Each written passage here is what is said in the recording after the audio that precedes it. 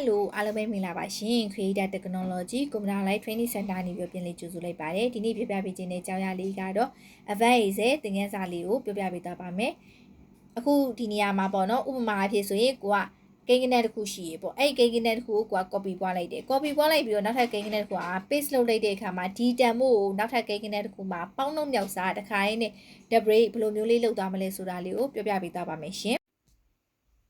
တနန်းလေးကိုကိုကစိတ်ဝင်စားလို့တက်ရောက်ချင်နေဆိုရင် Windows ပိုက်ရော Mac ပိုက်ရောနှစ်ခုလုံးအတွက်မှာ Telegram group လေးတွေဒါမှမဟုတ်ရင်ကိုကအချိန်ပေးနိုင်နေဆိုရင် Zoom class လေးတွေကို join ပြီးတော့လေကိုအစီအပြေရဲ့ရက်လေးတွေအချိန်လေးတွေကိုလည်းညှိနှိုင်းပြီးတော့တက်ရောက်နိုင်ပါတယ်တနန်းလေးနဲ့ပတ်သက်ပြီးတော့အသေးစိတ်သိရှိလိုပါက39 40 60 88 930တို့လေတိုက်ရိုက်ဆက်သွယ်ပြီးတော့ကိုအစီအပြေရဲ့ရက်လေးတွေအချိန်လေးတွေကိုညှိနှိုင်းပြီးတော့တနန်းလေးအနံ့လို့ရပါတယ်ရှင်ဒါဆိုရင်သင်ခန်းစာလေးစလိုက်ကြရအောင်နော်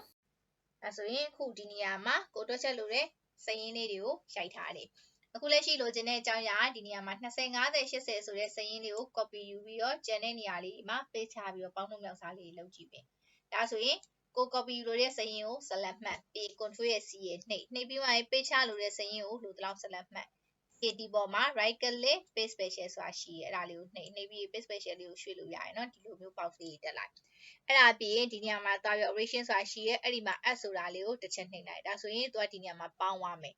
နောက်ထပ်တစ်ခုကလည်းအဲ့လိုပဲနှုတ်ချင်တယ်လိုတော့ကို select မှတ်မယ် right click paste special ပြီးနောက်တစ်ခုရွေးမယ် subtract ဒါနှုတ်တာပြီး okay ဒါဆိုရင်ဒီနေရာမှာတမိုးလေးနှုတ်သွားတယ်ပြီးရင်နောက်တစ်ခုနှုတ်ပြီးသွားရင်မြောက်ချင်တယ်ဒီနေရာမှာသွားပြီး paste special ကိုရွေးတယ်ရွေးပြီးသွားရင်ဘာရွေးရမလဲဆိုတော့ multiply ကြိုက်ပြီဆိုရင် okay ပြီးရင်နောက်ထပ်တစ်ခုလည်းအဲ့လိုပဲလိုတော့ကို select မှတ် right click paste special အဲ့ဒါပြီးရင်နောက်ထပ်တစ်ခုကဘာလုပ်မလဲဆိုတော့ divide ဆိုတာကိုရွေးမယ်